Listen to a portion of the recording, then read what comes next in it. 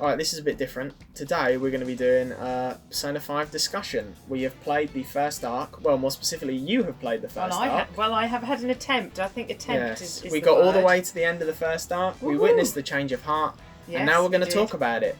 Yeah. We're going to talk about But we're characters. not going to talk about my gameplay. No, well, we'll touch on it. We'll definitely touch on it. My inadequacies. But yeah, without further hit the correct button. Let's start with the game's opening. Okay, off we go then. I'm ready for it. So, as I've told you before, this is Persona 5 Royal we've been playing. Yeah. So it's an enhanced version of the original Persona 5. And yeah, so the first thing is, because of that, the game got given a different opening. Okay, so the one we listened to when we started the game was Colours Flying High. And the original had "Wake Up, Get Out There" as its opening. So, was this a song? Or yeah, was this it is a song. That's just the name of the song. Right. And what we're going to do now is we're going to watch "Wake Up, Get Out There." Ooh. We're going to rewatch "Colours Flying High," and you're going to pick which one you prefer. Okay, and I'm going to tell you which one I prefer. There you go. So we're going to start. It's like a taste test, but without the taste. Would you like to start with Colours Flying High, the one we've already seen? I don't mind. Go for it. Have I got to put my headphones on? Yes. Okay. Yeah, that was interesting, wasn't it? So very different That feel. was so two completely different openings. Yeah, and very different feels. Although I could identify the characters, the first one didn't. Colours Flying High. Yeah. Colours Flying High did not introduce us, in my mind, to the jail. That didn't appear, did it? No, it didn't. And that one appeared in there. And I think the Wake Up version. Yeah. Was a bit more 70s, so it had more of a 70s sort of vibe to it, and the graphics weren't quite as good. Yeah. I mean, yeah. And it's difficult. The thing is, because I have heard the colour one, Flying High, yeah. The Colours Flying High. I couldn't think of the name there. Yeah. You've got used to the beat, and because that keeps coming up, don't you? So you've got used to that more funky sort of beat. Whereas the other one, it didn't instantly sort of resonate. So I would say I preferred the second one, but I think the graphics on the first one were not as good, and it wasn't I think that it doesn't help that we're doing it off of a YouTube video, so it is visually going to look worse. Yeah. But continue. But all I would say is the original introduced you, I think, to maybe more characters. Yeah. Than the second one. This is so this is my counter to that. Yeah. I mean, I also prefer Colours Flying High. Yeah. However, just watching it, I can tell that they're different, because Colours Flying High was done for the advanced version, or enhanced even. It shows that it's showing the characters in the light that you already know who they are. Yeah. Whereas in Wake Up, Get Out There, they're still kind of a mystery. So really we only see, Ryuji, Ann, Joker, Morgana, and then this fifth person, boy with blue hair. Yeah. And there's only brief flashes of the other characters. Yeah. Whereas in Colours Flying High, all the characters are much more prominent. There's also characters who, one of them didn't appear in the Wake Up, the other one appeared in Colours Flying High, so they have difference depending on, I think, how they've portrayed it. And I think also, even though I've said I like Colours Flying High, I do like Wake Up, Get Out There, just for it does give, I think, a brief look into, I mean, who knows if we'll ever get there, what I think some of their original plans for characters were going to be like before they came up. Yeah. Because there's one character in particular where just when they appear in Wake Up, Get Out There, they are just visually, based on just a few seconds, they seem different to how they actually are in the game. So it makes me wonder if they had different plans for that character that they later changed, but because they did the opening first. Is it? But I overall, just visually, I prefer Colours Flying High. I don't think the Wake Up, Get Out There is quite so stylised. I don't know. I think it's more stylised, Right, okay. because the other one, I mean, well, they're two different styles actually, because you know. Yeah, they are different styles, totally different approaches. Like, there's definitely there's more colour in Colours Flying High, whereas I feel like the first one, but I think it does, because as I said, the Colours Flying High is, I think there's that expectation that you already know these characters, whereas Wake Up, Get Up, Get Out There keeps them more concealed, and let's say like other characters have less screen time than the ones you kind of meet first. As I say, like, you know, we had long shots on our like first four characters. Yes, you did. And much less time spent on the other ones. But then Colours Flying High, kind of all these other characters had equal-ish screen time. They were all there. Yes. And I feel like there's less. Well, I don't know. I was going to say there's more hints to the characters in Wake Up, Get Up, Get Out There, but I don't know. I think that's debatable. But, so yeah, your final verdict is you preferred Colours Flying High to Wake Up, Get Up, Get Out. Yeah, Colours Flying High, but again, I think you're slightly biased because it's a song, it's a tune you hear quite repetitively through there. But yes, definitely. That's that. Right, so we're now going to move on to just, a very brief summary of the story so far. So obviously, the game opened and it was a casino. Yeah. And we were currently escaping the casino up to the point where we got arrested and told that someone in our team has set us up. And that's the reason why we got captured. Yes. Then obviously we get taken to prison, interrogated by a lady, we're beaten beforehand, and we're not in a good state. And so far, the game is just a recollection of the events up until the point where we get arrested. So, what did you think? Well, I suppose I was a bit in awe of it because there was so much going on, and I had no idea what was going on. If that makes sense. So, it's just quite a long time ago, isn't it? But only a couple of weeks. Yeah, I know, but I suppose it does seem like because it's such a complex game and there's so much involved. It's not just a straightforward beat 'em up, isn't it? Like you arrive, you start beating up people. You definitely get into it quicker because I would say the only frame reference you have at the moment is Xenoblade Chronicles 2. Yeah, that is a game we played, and people can go and watch that. The full thing's there on the channel.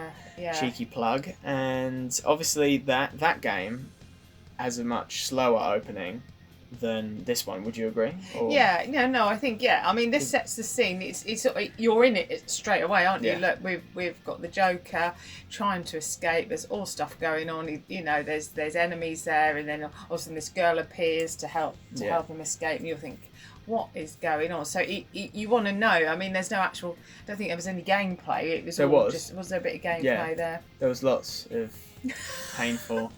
Was it?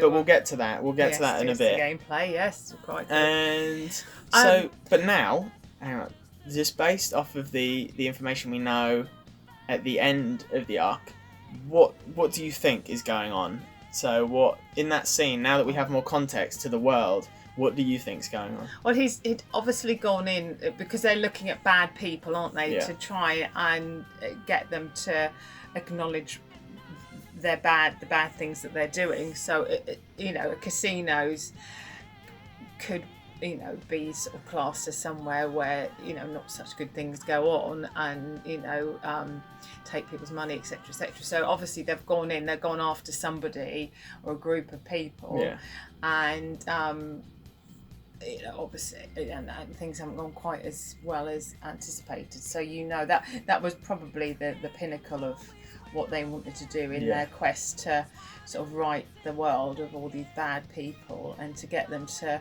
atone. Have a change of heart. Or atonement, or whatever we want to. So obviously there's some atonement going on in there.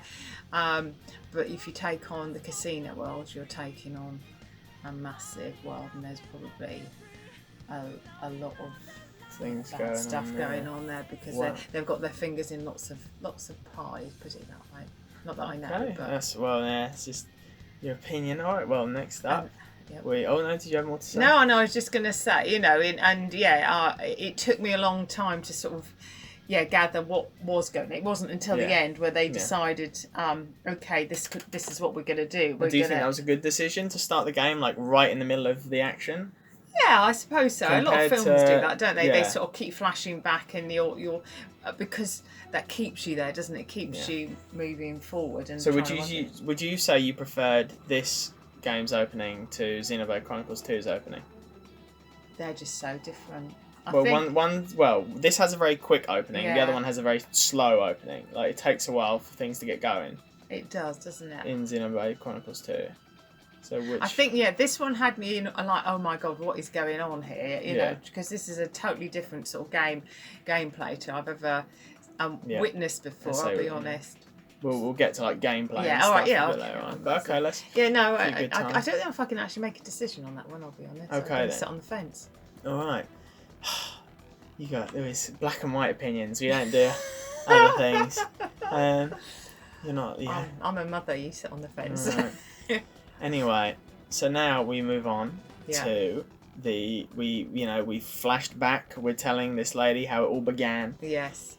And it turns out this isn't the first time we've been arrested. No, because that was interesting. We intervened in a public incident with a drunk man or whatever, and he sued us, and I don't know what was going on in the courts, but it didn't go our way, and we got sent to prison and given a criminal record, which meant we had to transfer away from home and go live with a strange man in his coffee shop's attic. Yeah. So, how'd you feel about that? Opened. No, I like that bit. I thought that was really good because it gave you even more sort of backstory, and I liked that whole storyline, but it didn't explain everything. And again, we had to get to the end of the first part, and then that character turned up again, didn't he? He did. And as you said, we don't know why he got. We don't know what's going on. But he seemed like an important figure based on the ending. But we'll get to that. And you could empathise with him because obviously he'd have to. He was actually doing a good thing, and he got sent away and had to go and live in this sort of strange place, in the attic, with potentially at that point was his uncle. No, we don't know. We don't know a relationship, do we? So I'm thinking, So with this man at a coffee shop who seemed at that point in time that just don't give me any trouble. You know, your trouble, don't give me any more. We'll come to him later. We'll give him a specific. But no, I like that bit because that's sort of you've got some of the personality of Joker, and like what kind of person he is. Yeah, and his background and why he had ended up in that place. Okay. So And without going into the characters too much, how do you feel about what's going on in the Velvet Room? That freaked me out. All of a sudden he's just there and he wakes up in his jail again. That still freaks me out when he goes to that place because the man who reminds me of another character. I think that might be off The Simpsons. Mr. Burns. Mr. Burns, a skew with Mr. Burns with somebody out of Minions, I think. But anyway, sort of a bit of a Gru. It might be a bit of a morph going on there. So he freaked me out, and that whole thing just freaks me out. Okay, well let's keep going. Okay, so now we're just going to talk about. So now that we've kind of got the scene set. Yeah. We're talking about the Kamoshida arc. Everything that dealt with, sort of beginning to end. We turn up at this school. We quickly find out that something's not right. We go to a random castle on our first day. We're trying not to make any difficulty. Yeah, that wasn't our first day, wasn't it? We got we had a wacky first day. And then then we got told we were late. That's right. And how do you feel? Like, so obviously the whole arc was dealing with abuse of power. Like sexual abuse, all these kind of like. I was quite shocked. It took really heavy themes. Because obviously the reason he was taken away from his home was because that man was sort of being quite heavy-handed with that lady, and he stepped in. So there was a theme there, and then all of a sudden you see that the teacher and the young student, and you sort of suspect something is going on there, and then all of a sudden he gets with the app, goes into the castle, and then again there's just very sensitive. subject matter. You've got abuse going on there. You've got quite a bit of sexualisation, haven't you, of the girls and stuff. You know, obviously in a negative way. So again, you're thinking, my goodness, what is going on here? And once again, something I've never sort of seen within any type of. No. And how do you feel like it took those themes? Like, do you think it presented them well? Do you think it did a good job at conveying, you know, like this as an issue that can potentially be happening like anywhere? Yeah, but I think they made it into a, you know, a game format, didn't they? So you had to sort of work that out yourself. I think you. Well, you know, after a while, it got explicit. It did. Yeah, but at the early point where she was getting into the car, you sort of think, oh, I think that is happening, and then you go into the castle and you see. The teacher in these pink sort of speedos and just everything, you think, this is not good, is it? And obviously Ryuji calls him, when you first meet him, before you've even met, calls him a pervy teacher, and so you already kind of set up that something's not right. And it just all starts falling into place. But you think just overall they sort of handled those themes well, and they didn't. They weren't too light, or you feel like they could have gone in more. No, I don't think they did. I think, you know, struck a good balance. Yeah, just like in media in general, like this subject, it's also quite sensitive. I mean, it is sensitive, especially at the moment. It's quite a sensitive topic, but they didn't overemphasise it, and I think it's up to the person to see what they want to see in that. Do you know what I mean? You know, you can see it as bad, or I mean, it is bad. I'm not saying that, but you know, from the character point of view. But obviously, it did take that storyline and make it very clear what was going on. So I mean, so now, so you think that's okay? Is there anything else you'd really want to say about the arc? What about these just the whole, just like the whole thing? So sort of from, you know, arriving to the school to beating Kamoshida, like that whole sort of period. Is there anything else you'd like to add? It was mind blowing. To be honest, just how intense it was, and how, you know, getting to know the different characters and these two. It was like two universes, wasn't it? Really, you had the school. And then you had this, you know, altered sort of, you know, altered ego universe and what was going on. And to ask another question, how do you feel like now that was the opening of the game? That was, you know, the first arc. What do you think that kind of says for the rest of the game? Like what's so afterwards? What do you think kind of things are going to happen? It is retribution, isn't it? It's going in and making these people repent or pay for what they have done, but trying to get them to atone for their badness. And we're not killing people. No. We're not, you know. We're changing their heart. We're changing their heart. We're changing how they view things and making them feel very sorry for what they've done, which again is quite a moral thing, isn't it? You know, rather than let's just go and beat them up and kill them, and that's it, job done. We're going to kill another boss. They're actually making. There's a whole build up. Well, so I think this is one of my favourite kind of openings to a video game ever. Because it is such a strong theme just right off the bat. I think the pacing is incredible. Like just the way everything gets slowly built up to then kind of the culmination of taking down Kamoshida, and I feel like everything just perfectly ramps up. And it's like there are really subtle things. It's like Shiho, An's friend. Who obviously was one of the bigger victims of Kamoshida's abuse. You see throughout their interactions, you see like Shiho, she slowly gets more bruises on her, and that's reflected in her like character. And it's just like this really slow build up to obviously what happens to her, and then how that all peaks there for then that real momentum to then be like, okay, we've got to take this guy down. Like any doubts we had before are gone. Like this is a bad guy who we just have to take out. And I think the gameplay is obviously how observant you are and how invested you are in the characters and how invested you are in that situation. Because you will miss things if you don't pay attention. And I do believe, you know, and it depends about you as a character and how you feel about things, that how deeply you take the theme that's going on. I mean, I would say my one problem, and I can kind of go deeper into this potentially at a later point. I'm not a fan of it. It doesn't happen too much, but there are patches where it gets bad when you do get the flash forward interruptions, when you do cut back to being interviewed or whatever. because I feel like some of it's kind of unnecessary. I get why it's there, but I feel like we don't need to, like, there are points where you just go forward like every 5 minutes, and I'm just like, come on, I just want to play. I don't want to keep being interrupted. But I suppose it's again setting this, you know, it's keeping you going, and it's sort of, this is what happened, that's present, and this is what led us to whatever the incident and why they're pursuing him. I think so. For the story, we'll put a pin in that. We'll come back to the ending a bit later on. Okay, right. But yeah, that's the kind of thing as a whole. Yeah, so we're now going to move on to our main cast. Okay, good. So right now the only characters we've been introduced to are Joker, Ryuji, Morgana, and Arn. Yeah. And we're going to go over each one, and we're going to sort of, so, you know, we're just going to talk about them still. Yeah. Nothing too different.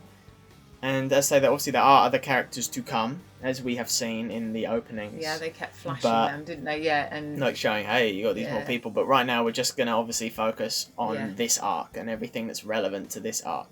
So we start with Joker. Obviously, he's a mostly silent protagonist. Yeah, I would say, if you were going to say, I would say he's probably the character who's most difficult to understand. Yeah. The other two, you got their characters, even the cat, or you know, although I kept calling the cat her, the he. Yeah. He is the silent protagonist, and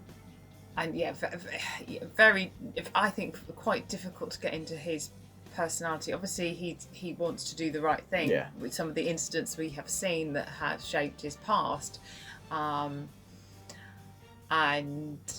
you know, how they stylise him goes with his personality.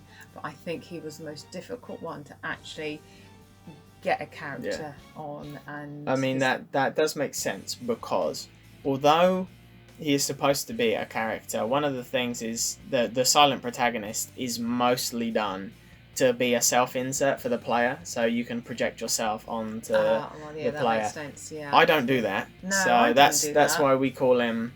That's why we called him Ren, for those wondering.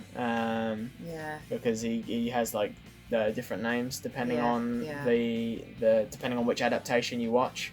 So obviously in the game he doesn't have a name, but in other media he has obviously been given a name, otherwise it wouldn't work. And obviously we went with Ren, and so the silent protagonist is really just supposed to be a self-insert. Obviously Joker does have lines, but not many lines, because you know, he's not really supposed to have them. Obviously he's very different, as say, to bounce back to Xenoblade Chronicles 2, he's very different to Rex. Oh yeah, who obviously just got his speaking character all the time. Like, and do you prefer the characters? Obviously we've got two examples, but now I understand. Yes, obviously, because that you are playing Joker, aren't you? So that makes sense that you would put your character onto him. I have to say, Rex did irritate me quite a lot, didn't he? Yeah. To be honest, Joker didn't irritate me at all. And who knows if he will? I highly doubt it. No. I mean, he, to me, he was just sort of a moody, silent sort of, you know, teenager. Yeah.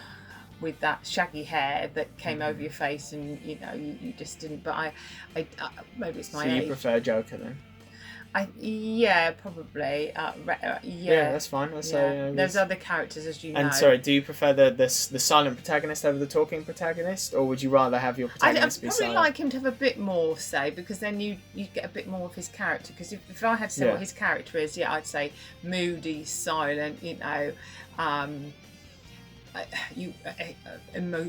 pretty much emotionless, but he would obviously react to situations where needed. Whereas Rex, yes, you could give you more of a character. That's fine. Well, how do you feel about him? You know, he's a criminal. Obviously, you know, that you could argue, it's injustice, but he was a criminal. Anything to say on that? I don't know. Well, it was playing wrong, as a criminal as a character. I mean, but it's how you put as a criminal. Initially, he wasn't a criminal. He was sticking up for somebody. Then he got taken into the Velvet Room and sort of given this. So, you know, he got arrested twice. So, I mean, if they're stealing things, then yes, they are criminals, aren't they? And can you justify doing right and doing wrong? Can they cancel stuff out. And maybe that's a theme that will be explored later on. Who knows? Well, this is it. And what about his design? Just how he looks in his school attire, and then as he looks as a phantom thief? I think he looked very stylish, or how they portrayed him was excellent. I think they got his as much of the character you could get from him spot on. I liked how they dressed him. I thought it was very stylish and very what I would put him in if I was, you know. And all right, let's move on to Ryuji. Okay, so obviously, as we know, Ryuji had a deep history with Kamoshida, being on the track team. Kamoshida taking over, breaking Ryuji's leg, and pinning it on Ryuji as an act of self-defense, which obviously caused Ryuji to kind of, to an extent, completely throw away his dream, and just outcast himself. Or not moody per se, but as we say, he's hot-headed. I would say he's hot-hedded and he's quick to and again, anger. You've got his personality quite quickly. Hot-headed. He reacts rather than takes a step back.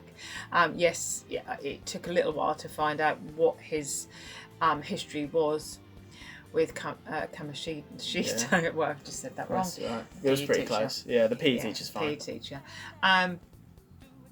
And so that took a little bit of time, but yes, you could see again he was an outcast, shunned a lot of the time. So that gave him an instant bond with Joker because they were both outcasts. They were both by the school. And then you found out that he had some history with Arm because they'd been to the same school together. And when they first entered the castle again, his character came out as a bit impulsive, sort of. So hot-headed, I think, is the best we're gonna get. But then his transformation with his persona, I thought was good as well. So so you like his design, his and skull. again, it suited his personality because you got his personality, and I thought that was good. And of course, he'd been through quite a lot of trauma, hadn't he? Breaking his leg. If you're a top athlete and then that is taken away from you, that's going to he was star of the track team. Harm you both physically and mentally, isn't it? I mean, I don't know if it's explicitly stated, but obviously he dyed his hair. I know that is mentioned, but I don't know if that happened because of the incident with Kamoshida. It's going to make you rebel, and it's like, isn't it? You're right. I mean, you look at him compared to Joker, and it's like Joker's wearing his uniform properly, whereas he's got yellow shirt underneath. He was there. He said rebel all over the place, and that's because obviously what he worked for and loved was taken away from him quite brutally, wasn't it? And nobody would take it seriously. And now he's finally got his revenge, and who knows what impact that will have. But we can move on to Morgana. Now, obviously, we don't know much about Morgana. Morgana's still a bit of a mystery, even though we're all kind of buddy-buddy now. And he lives with us, with Joker. He's a mysterious character because obviously he says he's definitely a human. He says without a doubt he's a human. He's just lost his memories. However, he does know about this whole other world and changing hearts. But even then, his memory isn't that great. So it's like, what do you think's going on with him? Well, again, that it's a cat of mystery, really, isn't it? As I'd say. I mean, is he a cat? Do you believe his story? Is he a human? Is he a cat? Well, I wouldn't. Is he a cat? At the moment, I say yes, he is a cat. But he's a talking cat, and he can do various things. So that in itself said, has he been changed from a human into a cat? But the game itself isn't really about I suppose it is about magic, but it's I don't know. I would say it's like a type, I don't know if that would fit the because we don't know the limitations of this other world. So we're still working the cat out, and I would say again, although you've sort of got its sort of a bit of its personality, it's got there's an underlying reason why he's doing what he's doing, isn't there? Yeah, to be honest. He did say he wanted to use it, us. Yeah, so. He pretends he knows the outcomes, but he doesn't, does he? He's not entirely sure. Yeah. And then if it works, that's good. I thought that's how it was going to go. I like his relationship with Joker. Joker, yes, quite nice how they go around together in the rucksack and.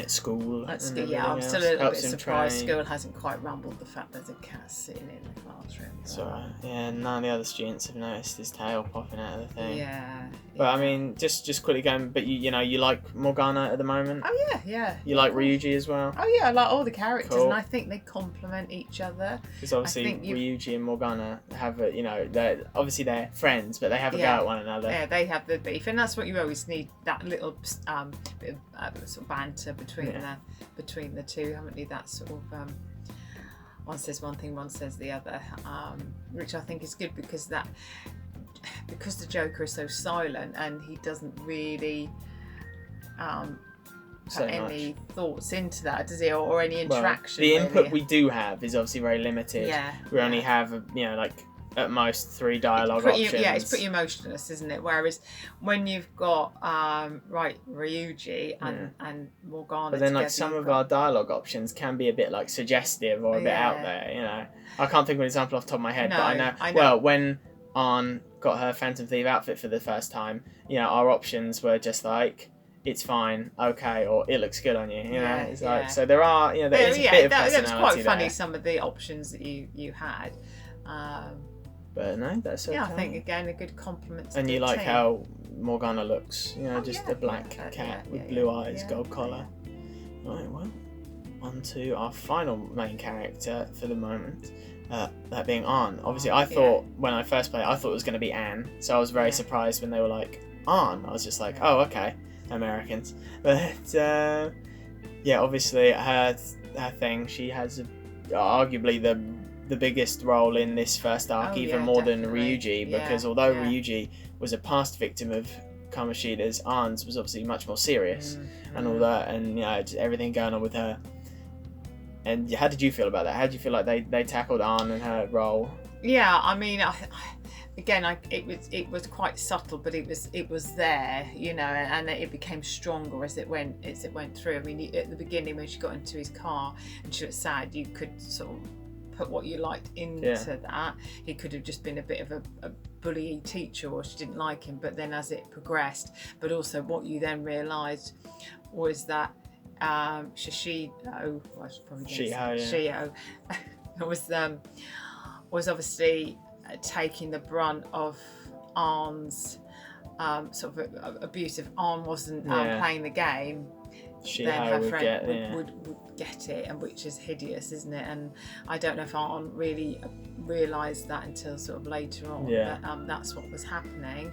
Again, you can see by her clothes that she's been rebelling a little bit because she doesn't. She got outcasted as well by the school. So she's just said, well, that's it then. You know, I'm not going to play the game. So again, another outcast, another, you know, person who had issues that was drawn into it. Yeah. Well, but with the whole group, and then obviously her. And obviously she knew Ryuji as well, which helped. And there was something there. What do you think about her Phantom Thief design? Oh, I thought it was really good. It's very in keeping with all the sort of gameplay that you've had when they sort of change the females into sort of the sexualization. Heroes. Sorry. No, well, what were you going to say? No, how they make them strong, but they also the sexualization as well, isn't it? But not in a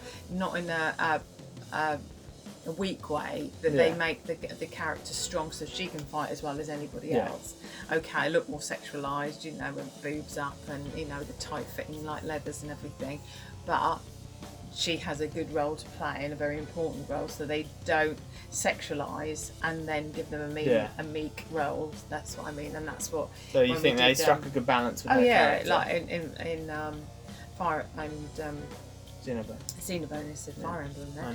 In Xenoblade, that's what they did again with the female characters, didn't they? Yes, they you know, made them. They look the way they did. Yeah, they look the way they, but they have very strong worlds, and that's you can. The same for Ann. Yeah, and I think you can accept that when you give them strong roles. Okay, so now finally we'll close on Kamoshida as a villain. What did you think of him? Because hideous. Yeah. I would have killed him actually. Yeah. I wouldn't have been as nice as them. I know that ruins the gameplay. Yeah, it does. Oh well, who knows? Yeah, I don't think if I was on, I'd have been quite as nice. It was merciless, or merciful even. Yeah. Yeah, obviously, he was. I wouldn't care if he repented or not. Well, there you go. That's that. I'll be honest. But obviously, I say he was a teacher, and as I said before, I think he's a very good villain. Just the way they kind of have the two sides of him, because obviously, at the end of the day, the shadow Kamoshida and the real one are the same person. And that's the whole point, and just how they sort of build up the difference between them, even though they are still the same person. Just how the Kamoshida in reality is, much more subtle to an extent. When he has to hide because he knows, whereas obviously in that one he's king of the castle. It doesn't matter, so he's a lot more openly antagonistic, I suppose. Whereas the Kamoshida in reality is more sly. If you are like that, and there are people in real life, again like that, you have to be a lot more careful, a lot more subtle. You get people on your side, so they never doubt what you do, and you get these people supporting you, so you can continue doing what you do unchecked. And then obviously in the castle, he could be this whole king, and he could do the abuse and quite blatantly. But of course the actual him didn't know that was going on, but that was just the reflection of what's going on, and that's what he wants. That's why but he was still doing the version of it, wasn't he? We saw that with the bruising and everything, but the parents wouldn't do anything, the head teacher, and they all were obviously aware that there was stuff going on, but they wanted the skill to he's do. an Olympic medalist. They wanted he could give them recommendations to the kids about progressing with their careers. So it was just they keep quiet about it. A very good villain, with very mean motives, and he'd obviously taken his power to the highest level to be able to abuse, and that's basically because I'm a Olympic medalist. I've achieved, and and how I got there, and he used that. So we're now going to move on to our minor characters. Obviously, it's at the moment these characters are all minor. Who knows if they're going to play bigger roles later on? But just at the moment, I'm just putting these all in the category of minor, because in terms of this first arc, they haven't had too much of a direct impact on what's going on. So we're going to start with Sojo Sakura, our caretaker. And it's like, what did you think of him? Because obviously he was quite angry. Initially he seemed just fed up with the world and didn't really want Joker there, and he was just like, you're a pain, but just don't give me any more hassle than I've already got. Then as again the story progressed, you did see a different side to him. There's something going on which we don't know, the phone calls and there is something there which I would like to find out. But then you saw him with the cat, and you saw that's a really sort of mellow side of him. And then when Joker started working for him, they started making coffee, there started to be a relationship, and then obviously Joker kept the place, a bit more tidier upstairs, and I think he's going to turn out to be a good person. But that's all I can say. At the moment, I completely agree. I think, he started off. He's giving you a lot. There's a story there. There's definitely something going on, and I was definitely. And you've got to love a man who'll wear a pink shirt. I do respect the commitment. I do love a man in a pink shirt, and white cream brogue, so you've got to love it. Because I think it's very good. I feel it's definitely just in the first few bits, like he comes on quite strong, because at first he's like, oh, this guy's really bad, and like, I'm going to take in this really troublesome kid. I've got to put on like a really tough face and be like, I'm not going to take anything from you. And then obviously over time he realizes, oh, maybe this guy's not so bad, and so we slowly sort of see him quote unquote open up to Joker, and talking about the cat as we make the coffee with him, how it turns out, hey, we're not really causing any trouble, it's just like, maybe that was wrong, the report we were given, because as far as he's aware, I think their relationship was being was building, and obviously we never really got to see how that sort of develops, but I consider there is something a bit stronger there, stronger bond. Right, well, we'll just move on straight away. to the prosecutor Sai. She was obviously we haven't seen too much of her. We've seen her around while we were playing in the flashbacks. She came into the coffee shop one time. She, was just in the background occasionally. Obviously, the two of us weren't connected at that point. Obviously, Joker and her. But what do you think's going on? Why do you think she's... Because when we are being interrogated, we're being interrogated, like, very strongly. Like, she wants answers. Oh, yeah. Well, I mean, that's her job, isn't it? She's doing the job. And I actually think, because she took him away from being quite abused by the first people who arrested him. She came and took him, didn't she? Said, right, I want him now, you can stop this. So I think in her heart, she might actually have good intentions, but that's only based on what I have seen. And she definitely didn't like the fact that they drugged him. No, this is what so I think she will do things by the book. She does want answers because she can't do her job unless she gets answers. But I think maybe, and I could be very wrong in saying this, that potentially she will do her job, but I think she will be quite honourable and not underhand. Well, we move on to Shiho. Obviously, we've already kind of talked about her, so there's not too much to say. She didn't, even though she's quite key to the first arc, she doesn't actually appear that many times. So, how do you feel about her? But she is the underlying story. She's why Arn gets into the group. So she is a very important character. She's a victim, a hideous victim of none of her own doing.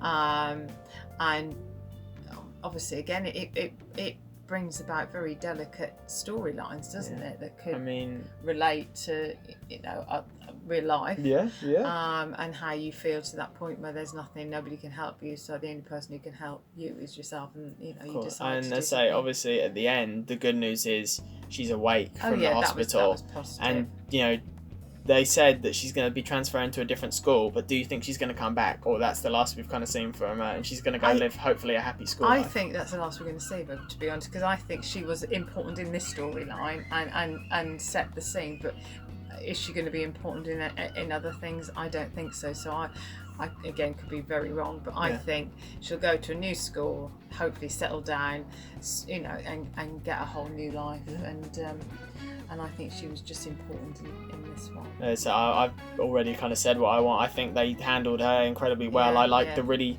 slow build up of how every time she appeared on screen, she had a few more bruises on her. And it was just like how they built up that, hey, it's getting really bad for this girl, and then obviously crescendos, and then but I've already kind of said everything I wanted to say on her. Good. So we can now move on to Mishima. Now he has only appeared very briefly. Yep, he has. Obviously he was the one who leaked the quote unquote confirmation that Kamoshida was doing the stuff to the students. He was going to get expelled with us. He didn't really involved too much, although he was definitely favorited by Kamoshida. Just he got Mishima to do his bidding, going to get Shiho for their special training and all that kind of stuff. So what do you think now that he's not going to get expelled anymore, because he had no involvement in changing Kamoshida's heart? So what do you think is sort of going to become of Mishima? Gosh, he's either going to want to know more about the group and join the group to again sort of to right the world of the evil doings. Now he's had that taste, or he's just gonna go, he was important in this first chapter and then his role is done with. So I don't know. He could actually, because of what he's been through and what he's seen, he might want to have more questions and stuff. Because also he was involved. A big victim of Kamoshida's abuse as well. And so being that sort of a level of victim, he might want to get involved and join the team. So I don't have much to say on him at the moment, other than he's there. I mean, he was he was a victim and really sad. Alright, well then we move on to our homeroom teacher, Kawakami. Okay, now obviously I said once again we haven't really seen too much of her. And obviously I've said, just for the record, that she is one of my favourite characters for various reasons. That earlier on, I have two. I have two favourite characters. One of them we haven't met yet. This is the other one. And obviously, you know, from the bits we've seen, she doesn't want anything to do with us. She was very upset by the fact that we got put in her class, and it would have been much better to go in someone else's class, but, you know, circumstances meant we had to come there. Having said that, she was still willing, even though, so she caught us hanging out with Ryuji, she told us not to hang out with Ryuji because he's trouble, but even though we still continued to do that and stuff, she didn't really get angry with us. And when we were getting expelled, and Kamoshida, after the change of heart happened, she came to us and was just like, hey, you know, he's disappeared, the PE teacher, I've forgotten his name, Kamoshida is like, all of a sudden... You've got my problem there. Like, all of a sudden... Gone on a few years, yeah. He's gone, he's not coming into school anymore, he's just suddenly signed off. So it's like, she was looking to help us out, like, even though she still teaches, she still does her job. I mean, again, it may be ingrained as a teacher, you want to support, help, nurture your students, so she's got that as a root in her system, but again, like all teachers, do you want that hassle? Yeah. You know, it's more hassle. I'm giving this potential problem student. That's going to give me hassle. I don't need it when I've got X amount of other ones that I need to deal with. So I could totally get her point of view. You really just wouldn't want that additional hassle. Thank you very much for giving him to me. Now he becomes my problem. Of course, on the first day he was late, so she had to sort that out. So you're going to have a bit of a negative. But internally, she again wants to support, and no, I don't think she'd want to see them being expelled. And perhaps she did have she probably had an inkling about the teacher, the sports teacher, I think. Yeah. And just because you've given me a bit of a hint, she isn't going to stop here. She must be moving on through the different chapters, because what role she plays, I have no idea. If she ended here, then obviously why would I like why her? Would you say that? So I don't know what role she will play, whether she'll play a supporting role, who knows. Okay, well, but Jim's alright actually. Good. Yeah. Or is that? It's still running here. Yeah, I didn't want to stop it because we're still going. We're doing the characters. Because now we're on Caroline and Justine. Obviously, I remember you saying when we first saw them that you thought they were robots. Yeah. Do you still think they're robots, or has that changed now? I've got no idea what they are. Because obviously the Velvet Room is a very mysterious place. Yeah, it's just not. It's not. It's not. Is it real? A world is it not within real? dreams. Yeah, it's sort of. So they seem very robotic. Didn't like them. They give me the creeps. Just their eyes and everything. They are symmetrical in their design. Yeah. Like, well, not literally, but you know, like the eye patches are on the opposite eyes. Yeah, just. Yeah, no. They appeared in my dreams, they would be nightmares. They obviously, everything with the Velvet Room, they seem to have the most knowledge on the kind of what's going on, like way more than Morgana. But obviously, they don't want to tell us, which, as I say, allows us to segue. As I don't have too much to say about them at the moment. I'm sure they become far more important, and obviously the Velvet Room is never going to go away. That's somewhere you go because you can do that merging of the personas and things. So let's talk about the master of the Velvet Room. Igor, here he is. Yeah. So obviously he's very mysterious. Just the way he looks, he doesn't blink. It's like, I think that's what I don't like. He doesn't blink. He's got a big long heckin' honker. Yeah. And it's again, like, what's he doing? doing? In my dreams, they're nightmares, aren't they? He's a nightmare person. He's just horrid. He's obsessed with rehabilitating us. And what do you think? Well, I don't know why, because he's rehabilitating us to become a thief, isn't he? Do you know what I mean? Well, yeah. So that's not really rehabilitating, is it? But to him, I mean, obviously we're a prisoner, Yeah, well, that's what I mean. So it's a contradiction in terms, isn't it? So he's rehabilitating him to be not bad, but to do, being a thief and stealing is not good. Of course. So although Joker is obviously, trying to do good things with these people who are doing bad things, but also you're stealing stuff. So, there is a different kind of interest, because he is, why did he get us all involved in this? Obviously, I don't expect that's a question to answer, but he gave us the app on the phone, and I'm assuming he's spurring us on to go and change these hearts. So he to some degree, he has like a good motive because he wants us to kind of change these, you know, stronger our bonds. But that's only because it helps our rehabilitation. Yeah, so it's like, would he actually care? Like, does he even care about these things going on if it didn't help us to rehabilitate? You know. Yeah, so it's like anything to say on that? Because obviously it's like a mystery, so there's not too much more. I mean, he's here to stay, isn't he? In his velvet room, and what's going to go on in there blows my mind. Well, okay, we'll move on to why. So we only at the very end got a little hint that something big is going on with him, and he's obviously the gun shop owner. Yeah, at the end, didn't it? That we had those detectives and so far, and there was a gun in the bag, wasn't there? There was a very real-looking fake gun. Yeah. But, yeah, I think there was actually in the back. So there's again but something dodgy going on yeah. there. Well, dodgy. You could take a guess, just a wild guess. What do you think he could possibly be arms smuggling? Okay, and he's gotten us involved with that. He told us to get the gun out of the place before they came. He knew they were coming. There's this, mind blowing, isn't it? But I mean, he could be doing arms dealing. He could be all sorts of. So he might be on their hit list at the end. Yeah, quite possibly. Anyway, that's it. As I say, we really haven't seen much of him at this moment. And only very recently did he become sort of significant.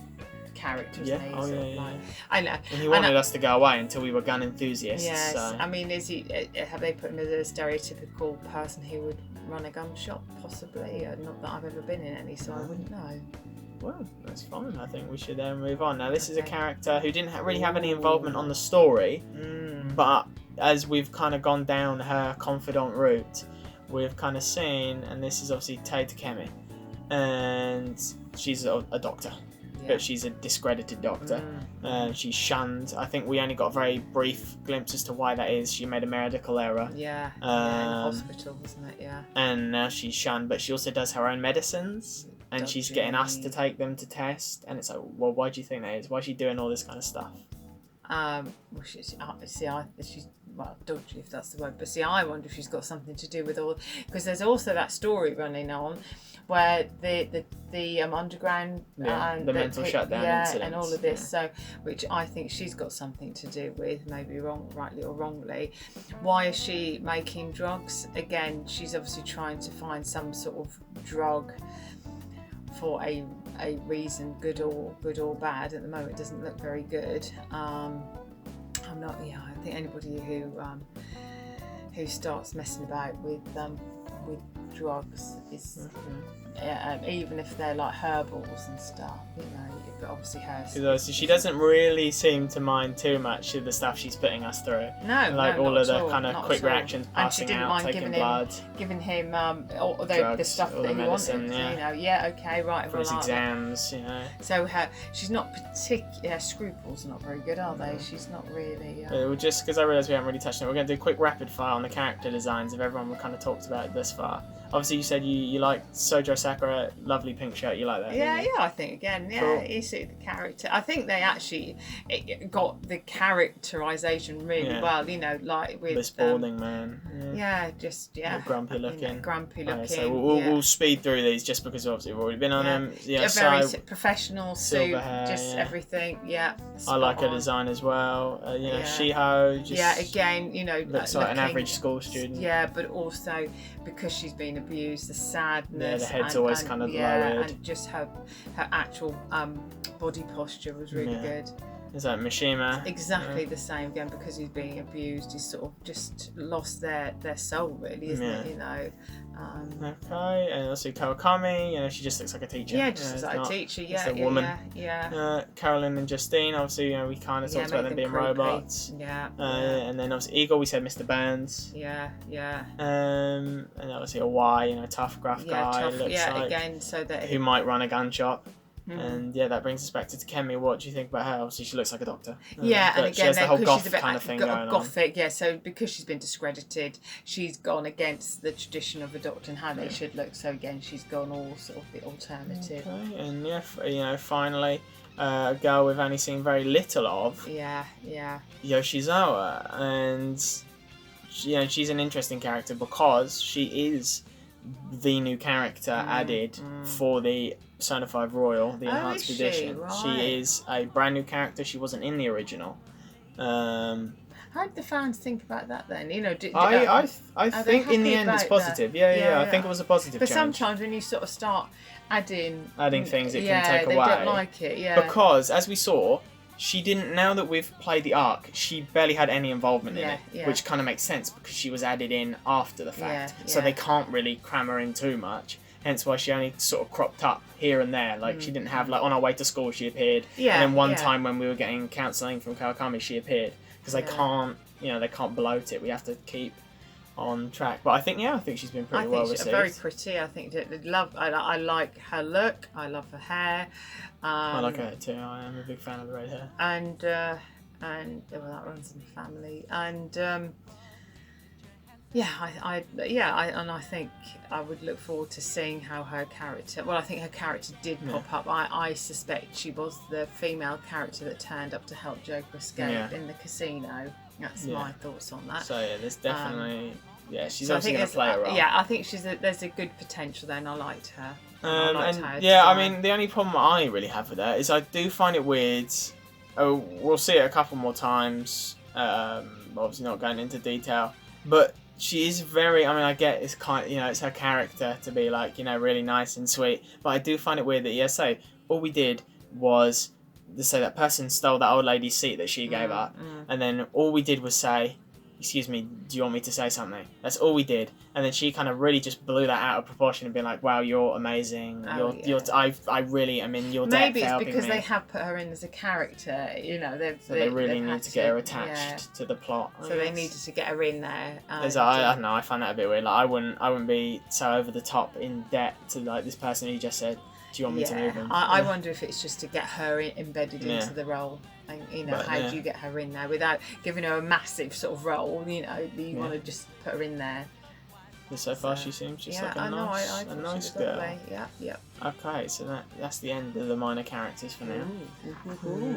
I think there are a few I could have mentioned, but I left out because they really just weren't relevant at all for this moment. So now we're moving on to the story conclusion. We're coming back, and we had to take down Kamoshida. We were going to get expelled, but we're going further than that. We're going after the change of heart. But just before that, what did you think of Kamoshida's boss design? Because obviously he transformed. And so what do you think about just that? I've got to say big balls. I'm sorry, but that's all I can think of. Do you remember he had those big balls?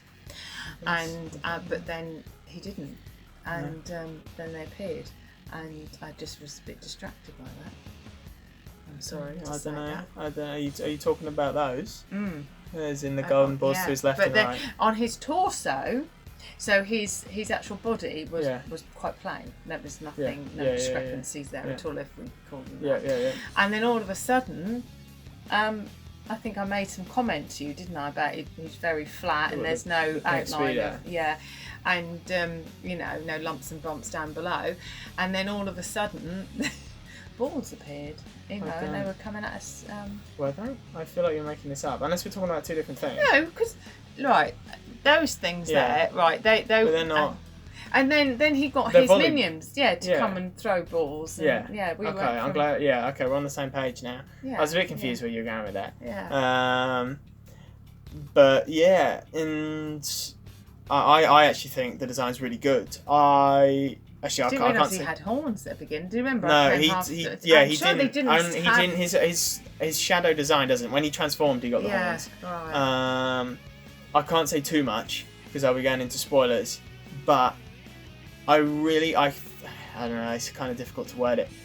I kind of no, I can't really word it, but basically I thought something about him that would be carried forward, and it wasn't, and that's all I can say. Okay.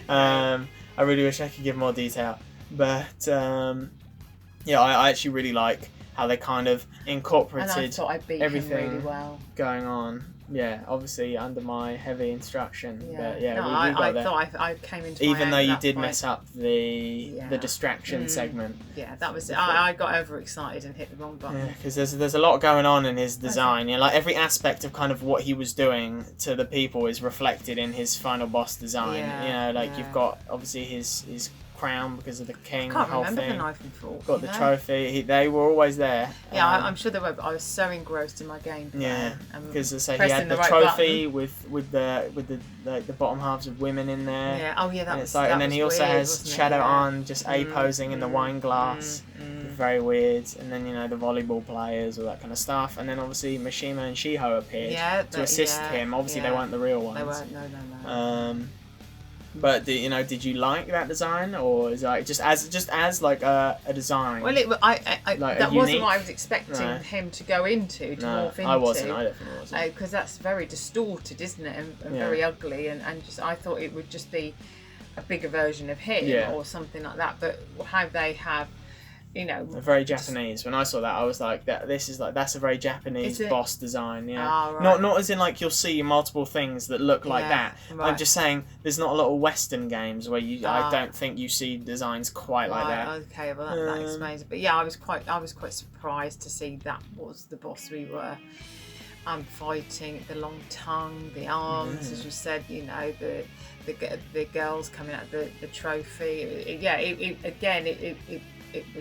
It was quite sort of like I don't know the word. It was like distorted, wasn't it? It was just like That's all right. So I mean, a nightmare. How do you feel like the scene where the change of heart happened and we got the results, and when Kamoshida came in and he went on this whole speech about he's going to confess, and that he was was that when into the gym? Yeah, not when he when came Al into the gym. just No. saved him No, because I was rooting for her to kill him. But when he actually came, the real him came in and confessed. Yeah.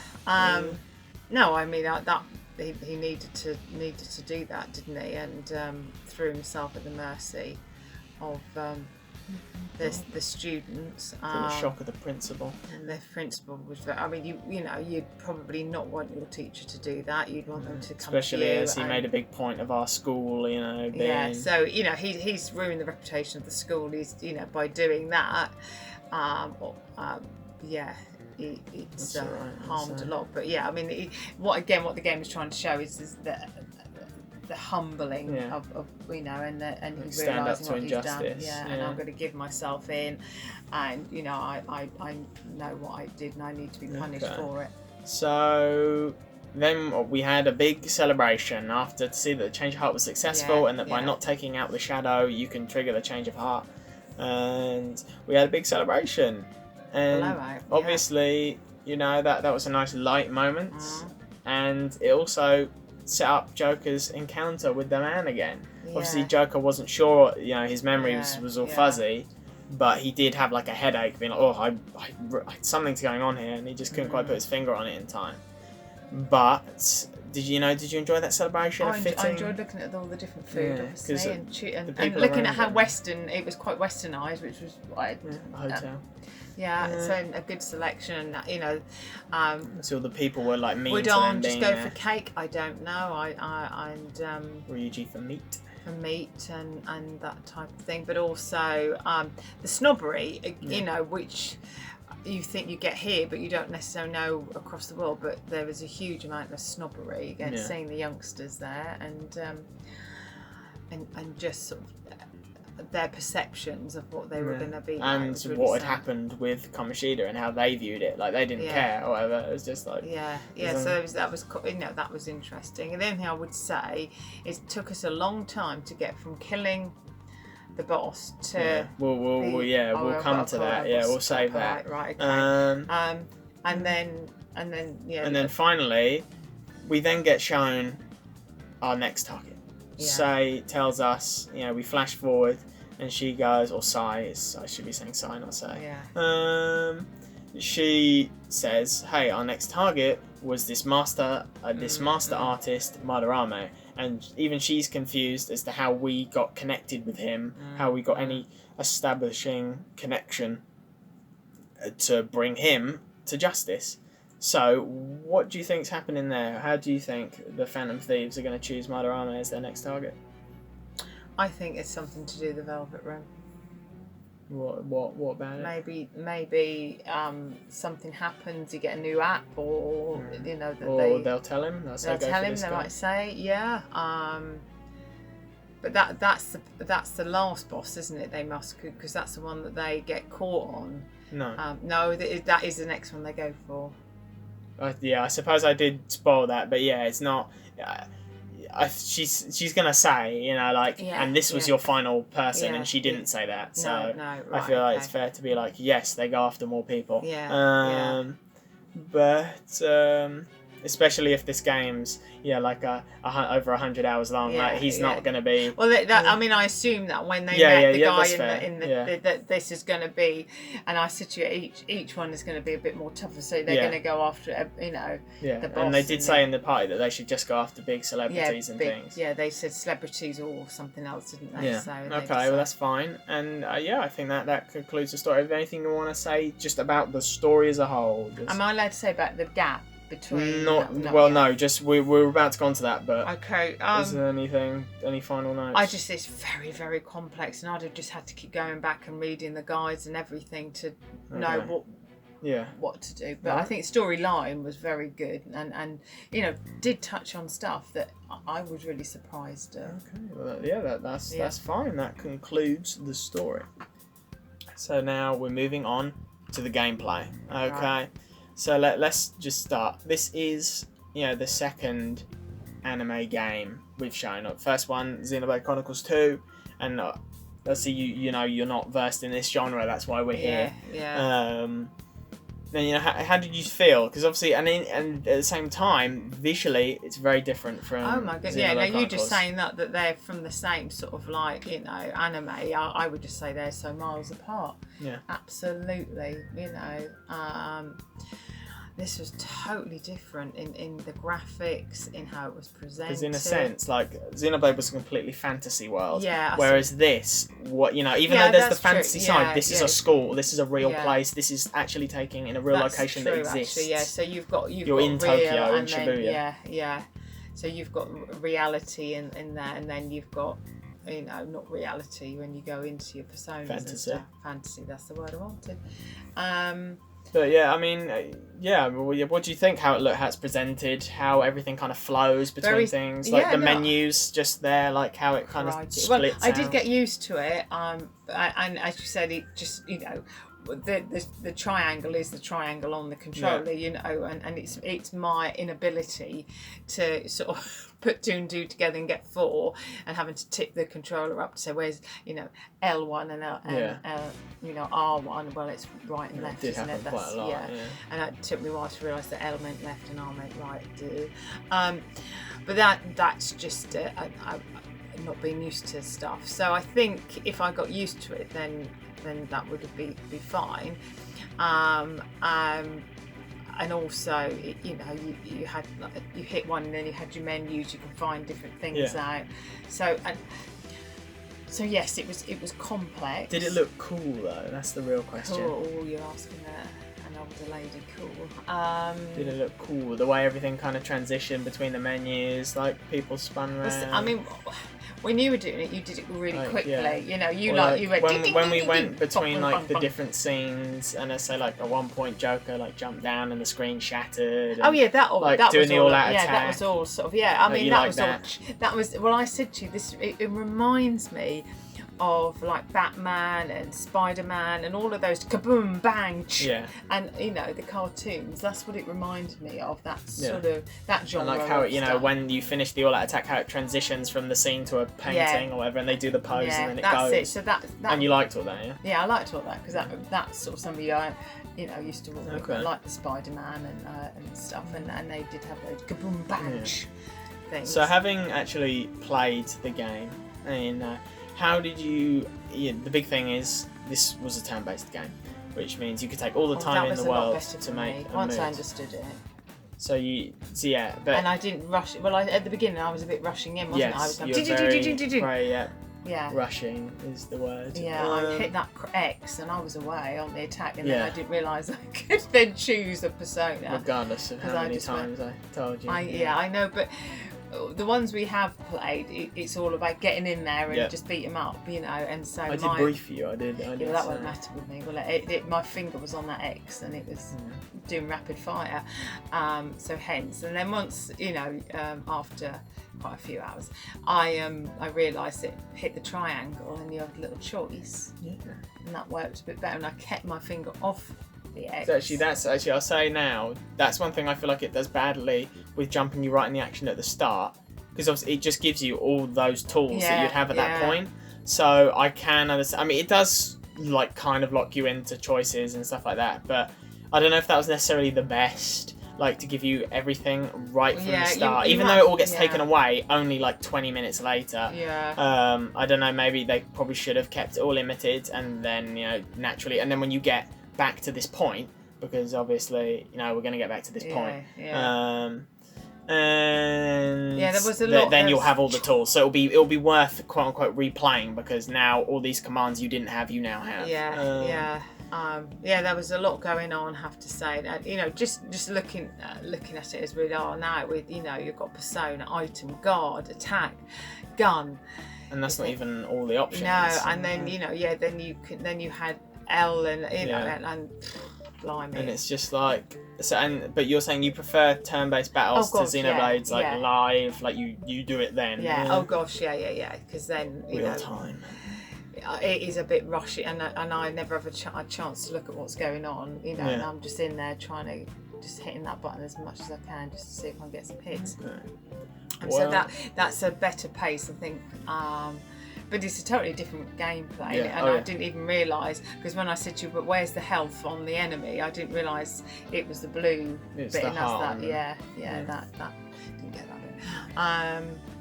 But okay, so then what about the actual the personas themselves? So like, just that as sort of a concept, and how that was like weird, the manifestation of the user's will or whatever. That was again interesting. Rebellion. How you could sort of collect. Well, you could get the personas, couldn't you? You can sort of add to them, and then this whole thing. And they made a point of how that's not normal. Like, only Joker is special because he can do that, and none of the others can. No, they've just got their one persona, haven't they? So Joker can add to his personas and also fuse them when he goes to the Velvet Room, which again was quite interesting, if not a little bit. Because, I mean, I remember, well, actually, it's, I don't know, I went completely blank, so I'm going to restart. But you actually, you know, you like their designs, you like their concept, because obviously they're all based off of like stories or mythology and things like that. Oh yeah, like, when you tell me that, right. Very fantastical again. And obviously they you know, they're liberal with the designs. You know, that's not what Arsene Lupin the Thief looked like. But like, and obviously they explain that away by, you know, all these personas exist among people's subconscious or whatever. And so because these stories exist, they appear like that. I didn't like the mask ripping off. You really, well, that's the thing. You didn't like it at first, and you didn't love it or anything, but you got used to it. Yeah, I got used to it. Like I remember you being very squealy when Joker took his mask off in the cutscene. Even though like, you've watched worse, I've seen you look at worse things than that. So that did take me by surprise. Maybe because it was more real than some of the other stuff. What are you talking about? You've seen real stuff. I know. Well, later on, all right, then I don't know. Anyway, and that's what really surprised me. And then as it went on, you definitely reacted to it less and less. Like when Ryuji pulled his mask off, when Arn pulled his mask off. I can't even remember Arn pulling her mask off, so that's how used to it I was by then, and more taken into the characters. And that's the thing, you know, about another weird thing about Morgana, just to very quickly touch on him. He already had his persona. Like, he's already got one. We had to go through these like character growth moments. But he already has one. So we don't quite know why, or why or what. But that could also lead him to being human, because, you know, as far as we're aware, unless, you know, everything can have a persona. You know, Morgana has one, and he's a cat. So unless we see another animal with a persona, you know, that leads credit to him being human. But so now I'm gonna just go on a complete tangent. Okay, this means nothing to you. I'm just gonna spill my thoughts onto the paper, and I actually had like an alternate game idea. Okay, I've been criticised. I've been told only a lesser game would do such a thing, but I feel like done well, it could have been really good.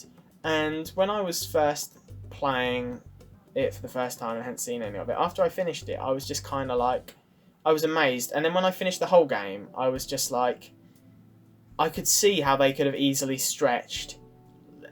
And I don't usually when you say something's been stretched, it's like a bad way because it means like it's fluff. Yeah. But I feel like they could have stretched it into like just a full game. Like the Adventures of the Phantom Thieves could have easily been, I think, like 3 games or something. Yeah.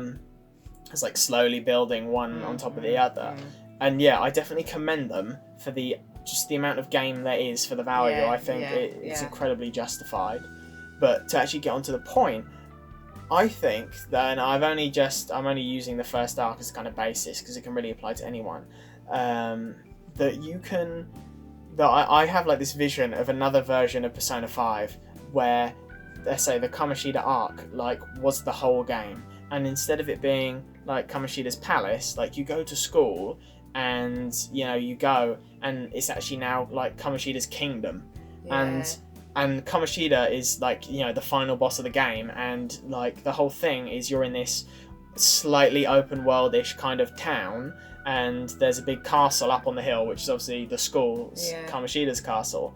And you go through, and say in the morning you go to school, and then in the evening you go to like Kamoshida's kingdom or whatever, where you interact with like the inhabitants of the metaverse kingdom.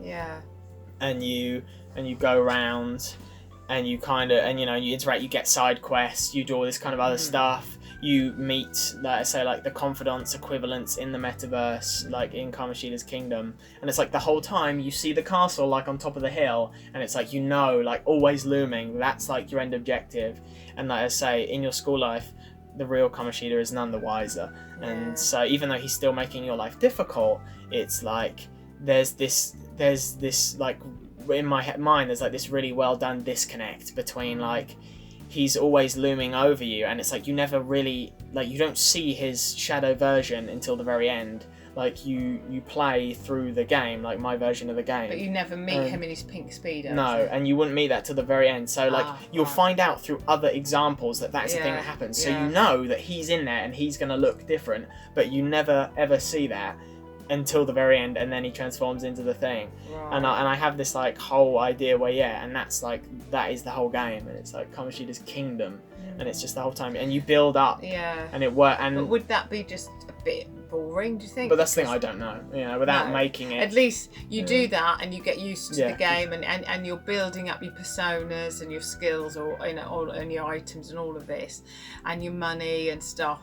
Because we did because a plus, I feel like because we already had that, and then you move on to something a bit more challenging and so on. I would imagine. That's what I'm saying. I'm just like, and obviously then you run into problems with like game to game progression, but that's a whole separate issue that's not worth going into. It'd probably be and cheaper.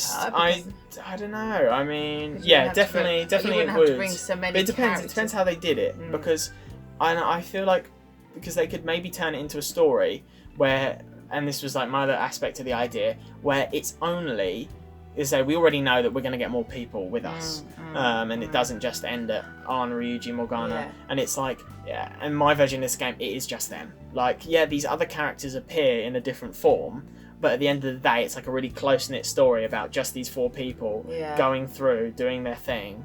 And it's like it can still kind of hit the same story beats, like what's going on with Morgana. Is he a cat? Is he a human? And I feel like it will just take time, and you can really, and it just takes its time with it, and you really get invested, and like it'll still kind of hit the same beats with like Shiho and all the stuff she goes through, but like it will really just take its time, and it's just a really just gradual build up, and it's like you can see, and you're given this powerless feeling.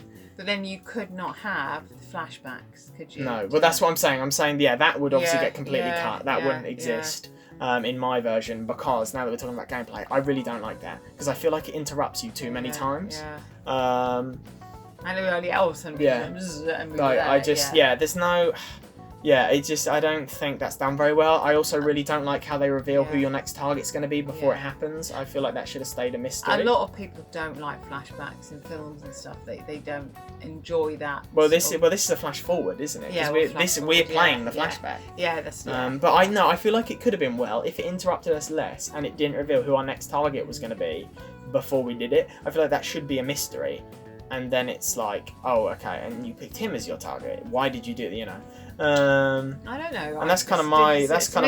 Concept and I feel like obviously you've only seen the version where it's just these characters. So to me, that was the game. You know, that is my game I played. So what you're talking about is the game. I'm talking about it based off of the whole thing. Yeah. So you know, maybe once if we do go that far and we finish the game, you'll be like, oh, I can kind of see the value in like my idea, or maybe not at all. Maybe it is a silly idea, but that's just an idea. Yeah, but then you could say any of the characters he has to go and atone, you could just take that character. Yeah, because I think, and I say the team is very skilled. That's obviously just how they've done this, and I feel like they could. I feel like they could take that idea and just turn it into its whole thing. Obviously, they won't, because this is the game. This is the reality we're seeing. But I definitely see like another version where it's just like that. And is this what they would normally do in all the personas? Take them through these different targets? No. This is purely just my. What I mean is this actual game and how it goes on different targets. So we've done the first arc, and then you've got another one, and they'll go for different targets. The short answer is sort of, because I'm still very new to the Persona franchise myself. Right. So I don't know entirely. I need to play through the fourth one, and I have it, and I have it ready. I just haven't had the time to play it. But from my understanding, it's similar, but not that similar. I know I just contradicted myself, but there are like things that get carried over, like ideas, but they are different. Just for example, the dungeons in Persona 4 are completely randomly generated, whereas obviously Kamoshida's castle was all laid out and specific. But there definitely is a structure, and it's difficult to get into because I don't know too much myself. But there are like the controls. Do you get the same sort of attack? No. There are similar. There are ways they overlap and things they do similarly, but they are very different. You need to. You know, if you'd have played 1 to 5, you'd have a better sort of appreciation of the. Well, hang on. We'll come to that in a second. We've kind of gone a bit too far. I'm sorry. So we're now going to just quickly pause there. So now moving on to the final part of this discussion. We already kind of started doing it in the gameplay segment. We kind of spilled over. Just the Persona franchise. Obviously, there's not too much to say because I do want to keep this, on the Kamoshida arc. This might go, in a bonus. But yeah, as we said about structure of the games, and so the way it kind of works is the Persona series is very interesting because, from my understanding, and I could be wrong, I don't know. Don't grill me in the comments. That there are 6 games, but Persona 2 is 2 games. So it's Persona 1, Persona, and then Persona 2, and then Persona 2 again, but obviously it has a different title. It's like Innocent Sin, I think. And then Persona 3, Persona 4, Persona 5. So there are 6 games in total. But when Persona 3 came around, I say none of these games, up until Persona 5, none of these games were particularly massive sellers. Because these are a spin-off of a different franchise called Shin Megami Tensei. I believe I pronounced that right. So these are a spin-off of that. However, they are now, as of Persona 5, they are doing more successful than the thing they were a spin-off of. So Shin Megami Tensei actually sells less than this. But what happened is, and where this trend started, was at Persona 3, where they kind of solidified this style of a group doing stuff. The other ones, as far as I'm aware, also kind of have that. But like the whole kind of social aspect, the kind of doing the stuff, having like a social life, and then is a velvet room in all of them or not? I'm gonna have to keep my mouth shut on that one. Okay, there are only some questions I can answer. Alright. I believe the quick answer is no, because I don't know enough. So the quick answer is no, they're not. Okay. Because I looked at it like it's sort of like a bit like, not that I've ever played Sims, but you're sort of building up relationships with people. Yeah, it is definitely a social simulator to an extent. It's sort of you've got this whole social thing going on where it's encouraging you to make friends and all this sort of thing.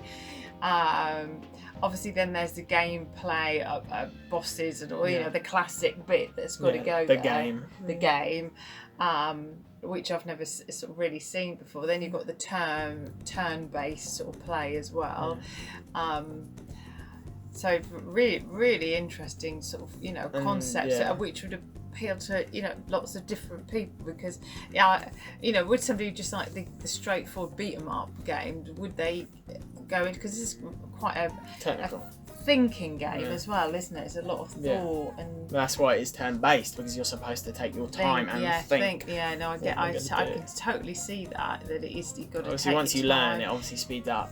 And you've got to take your time getting like the items, getting the the friends and all that sort of thing, because that goes into your strength, doesn't it? And your gameplay. And that's what they kind of solidified in Persona 3. They started this trend of like building up these friends, these bonds, going off to do, and they and that was like, I believe, the first more successful one for them.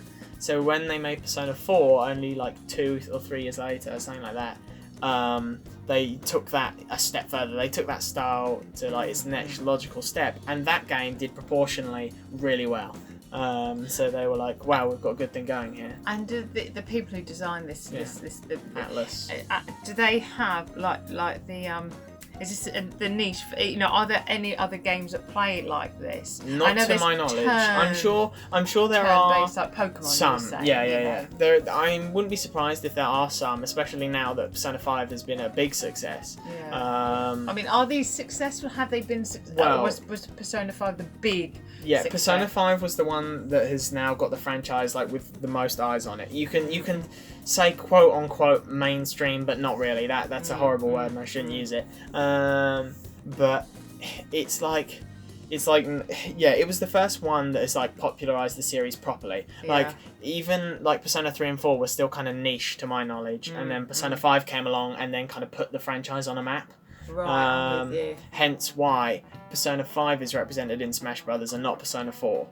But yeah, I mean, most people say they like Persona 4 because they don't like Persona 5 because it brought in a load of let's say just new fans, and people like it when their thing's niche and they don't like other people having their fun. And it's like, I get where that comes from. It's like, come on guys, if more people like your thing and there's more, then it's like... It's like a brand, isn't it? You have a niche brand, and you feel quite good because you've got that brand. But when it becomes a bit more high streety, let's say, you just think, oh, I'm not quite as exclusive as I thought I was. And I can see. But at the same time, but then another reason why I respect this opinion is because I do understand there is a double-edged sword where if something gets too popular and the people making it try and pander to the most amount of people, it can water down what you originally liked about the game. And there are quite a few franchises that are like that. Some people say Fire Emblem is like that. Some people say Paper Mario is like that.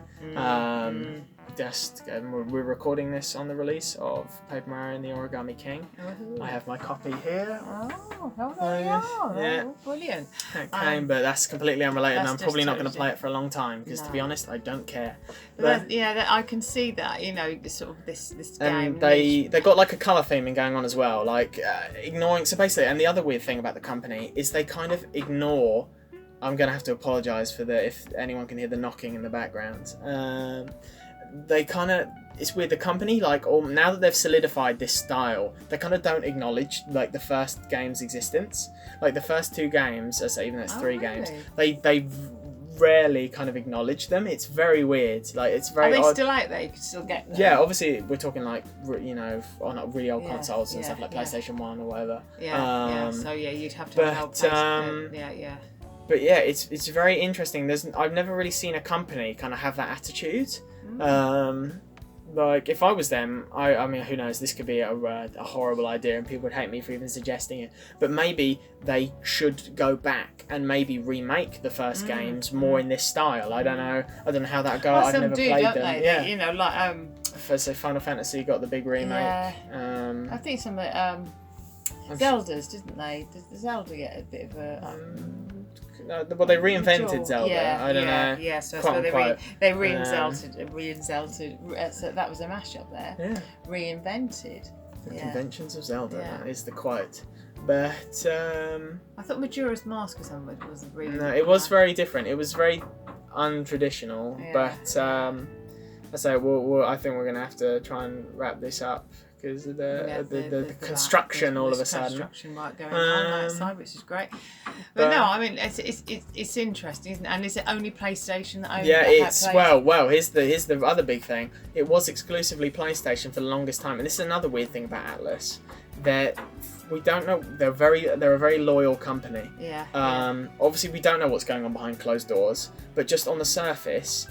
Like, loads of people really want these games. Now that it's Persona 5 popularised it, people really want these games to come to other platforms. But they never would. And people are like, do they have some deal with Sony? What's going on? Why are these only on the PlayStation? However, just like this time last month, they announced Persona 4 coming to the PC. And that was massive. And it was so massive that it became like, it broke a load of like Steam sales records for like its categories. And like got the Atlas Twitter to like change all its stuff to Persona 4, and everyone's talking about how much they love the game, and it spun that game back into like a whole new light. I would much rather play Persona 3 because I was really unfortunate and I got spoiled on it, but it sounds like the game it sounds like it has a crazy ending.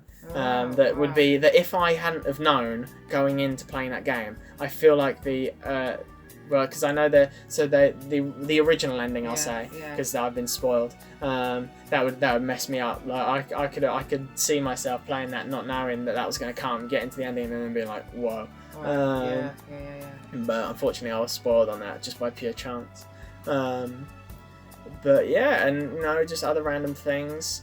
Atlas were going to go bankrupt midway through Persona 5's development. I don't think it was any fault of their own.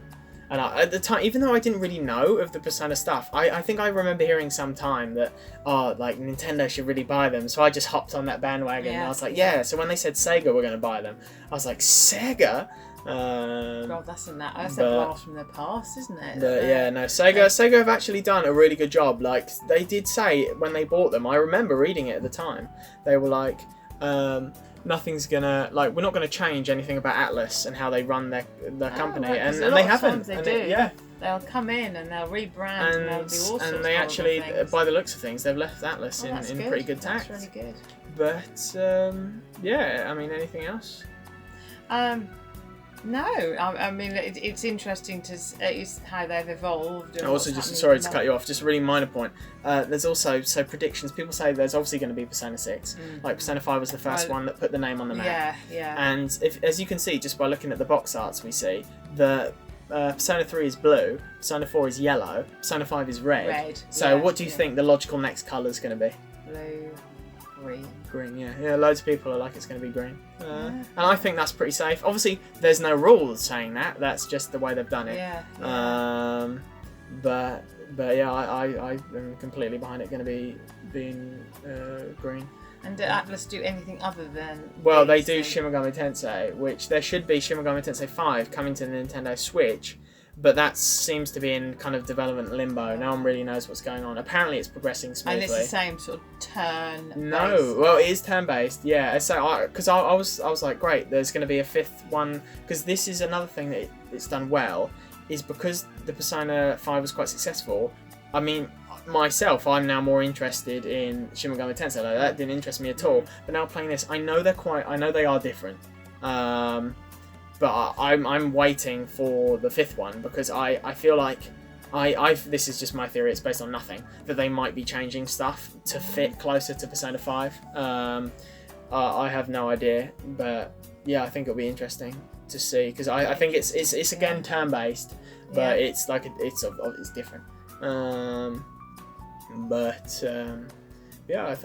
think that's it. That is the Persona 5 Kamoshida arc discussion done. Any closing thoughts? No, I really enjoyed it, and I think it's very different, and I would just need a lot of time to really get into it, and if I didn't have your tutelage, Then, yeah. Yes. Goodness knows, I don't think I'd have ever gone in a straight line. No.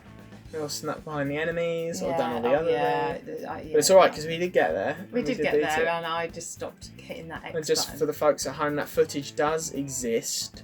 Who knows if it'll crop up anywhere, but we shall see. Yeah, failed Maybe in the miserably. future. But yeah, and who knows, this could be the end, but if this does well, the Madarame arc is coming up next. So there we go. We find out what's the deal with him. I'm good at bosses. Not. Oh yeah. Well, I'd say you did beat Dark Souls Gundyr, but we are now going off topic, so I'd like to thank everyone. Thank you. And this was a new thing for me. I hope it went well. I hope people enjoyed, and I'll see you all next time.